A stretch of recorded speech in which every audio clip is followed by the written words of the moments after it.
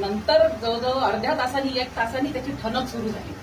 ठणक सुरू झाल्यावर मग आई काय झालं ग, माझं खूप पोट दुखत आहे असं तसं बोलून मग आई उठली. मग म्हणे काय झालं, पाहिलं तर रक्ताची धारच धार.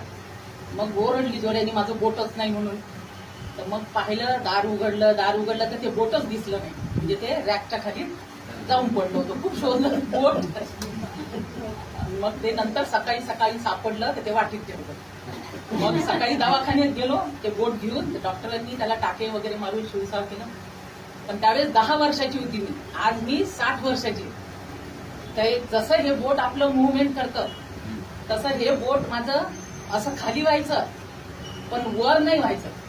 हे बोट मला असा हाताने करावं लागायचं. त्यावेळेस कटकन आवाज यायचा. पण हे मला जाणवलंच नाही का आता ह्या 19 महिन्यामध्ये हे बोट माझं केव्हा मुव्हमेंट व्हायला लागलं मला कळालंच नाही. म्हणजे अचानक असं दुपारच्या टायमाला अशी बसून होती तरी बोट असं असं असं असं व्हायला लागलं. अरे बोट मुव्हमेंट व्हायला लागलं. म्हणजे एवढा जबरदस्त रिझल्ट आहे अमृत ज्यूस. मी तो खूपच घेतला म्हणा. मी सगळ्याला सांगेन की अमृत ज्यूस बिमारी असेल तरच नाही पण असंही प्रत्येकाने घ्या.